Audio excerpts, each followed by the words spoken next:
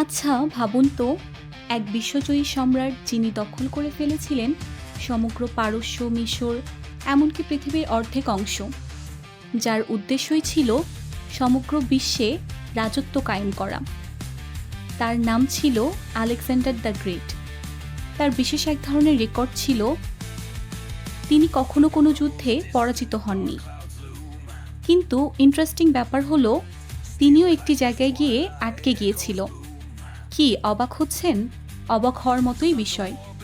আলেকজান্ডারের সৈন্য সামগ্রী ভারতের পূর্ব দিকে অর্থাৎ বাংলার প্রবেশদ্বারে এসে হঠাৎ আটকে পড়েছিল। তারা প্রবেশদ্বার ভেদ করে ভেতরে ঢুকতে পারছিল না। তার কারণ ছিল এক সাম্রাজ্য। এই সাম্রাজ্যর নামই ছিল গঙ্গাহৃদয়। অনেক ইতিহাসবিদ মনে করেন এই গঙ্গাহৃদয়ের প্রভাব অর্থাৎ এই সাম্রাজ্যের প্রভাব গঙ্গা, ব্রহ্মপুত্র, বদ্বীপের বড় অংশ অর্থাৎ বর্তমানে বাংলাদেশের মধ্যে পড়ে। বাংলাদেশের যে অংশটি ছিল গঙ্গাহৃদয়ের অংশ তা হলো রাজশাহী জেলা। তাই বলা যেতেই পারে যে রাজশাহী জেলাটি ঐতিহাসিক দিক থেকে কতটি সমৃদ্ধ। আমাদের রাজশাহীবাসীর জন্য বিষয়টি আসলেই অনেক গর্বের। গঙ্গাহৃদয় সাম্রাজ্যের ছিল বিশাল সেনাবাহিনী। তার মধ্যে সবথেকে ভয়াবহ যুদ্ধের হাতিয়ার ছিল তাদের হাতি বাহিনী। গঙ্গাহৃদয় সাম্রাজ্যের ছিল প্রায় 4000-এর মতো যুদ্ধের হাতি বাহিনী, যা ছিল অপ্রতিরোধ্য, অর্থাৎ যুদ্ধে কখনো তাদেরকে হারানো যায়নি। আর এই হাতি বাহিনীই ছিল তাদের প্রধান শক্তি। সেই সময় পৃথিবীর বেশিরভাগ সেনাবাহিনীরই এত বড় হাতি বাহিনীর মুখোমুখি হওয়ার কোনো রকমের অভিজ্ঞতা ছিল না। এই কারণেই গঙ্গাহৃদয়কে প্রাচীন বিশ্বের অন্যতম সাম্রাজ্য বলা যেতেই পারে।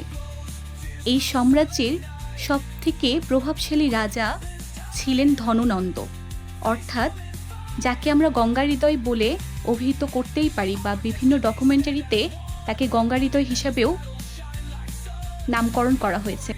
তো এখন আসি সেই ঘটনাটিতে, যেখানে আলেকজান্ডার কিনা তার সৈন্য সামগ্রী নিয়ে বাংলার প্রবেশদ্বারে ঢুকতে বাধাপ্রাপ্ত হয়েছিল বা একরকম ভয় পেয়েছিল বলা যেতেই পারে।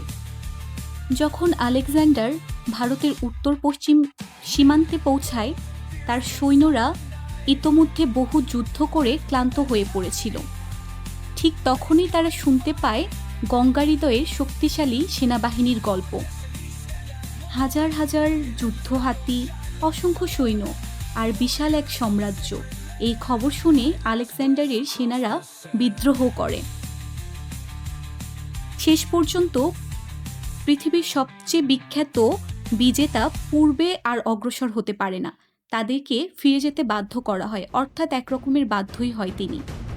গঙ্গাহৃদয়ের শক্তির অর্থাৎ সেই সাম্রাজ্যের যে বহু হাতি সামগ্রীর শক্তি, সাম্রাজ্যের যে বিশালতা, এই শক্তির ভয়ই ছিল এই সিদ্ধান্তের এক বড় কারণ।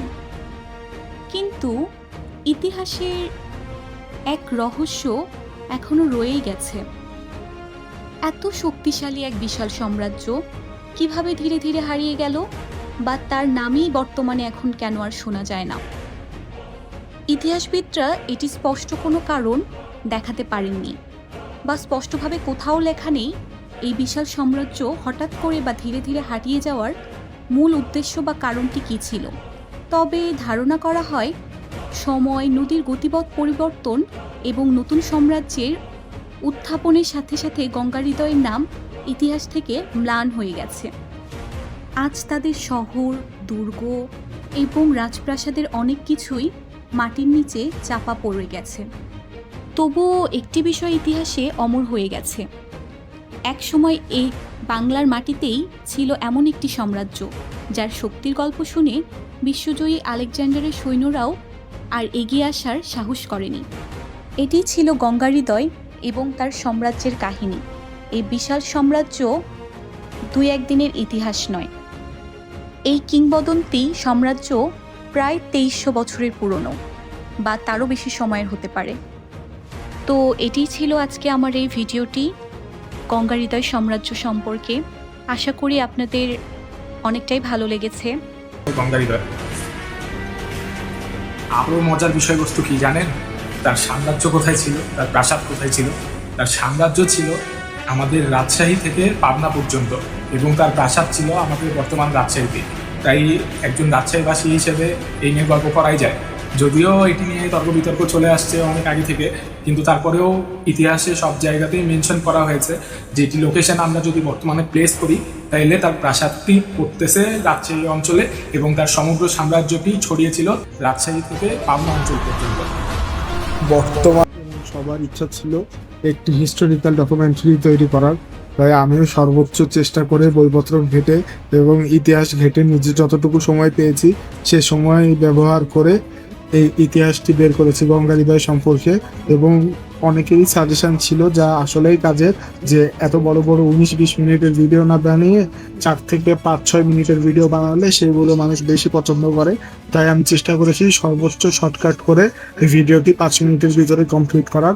আশা করি আপনাদের কাছ থেকে ভালো একটি রেসপন্স পাবো এবং আগামীতে কি ভিডিও বানাবো তা আপনারা আমাকে ইনবক্সে সাজেস্ট করতে পারেন এবং ভিডিওতে আপনারা বেশি বেশি করে আপলোড করবেন, তাহলে আমি আরো উৎসাহ পাবো নতুন নতুন ভিডিও বানানোর এবং নতুন তথ্য আপনাদের সাথে শেয়ার করার।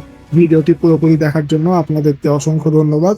আসসালামু আলাইকুম, আদাব, নমস্কার। দেখা হবে আবার আমাদের নেক্সট ভিডিওতে। Tata, bye bye.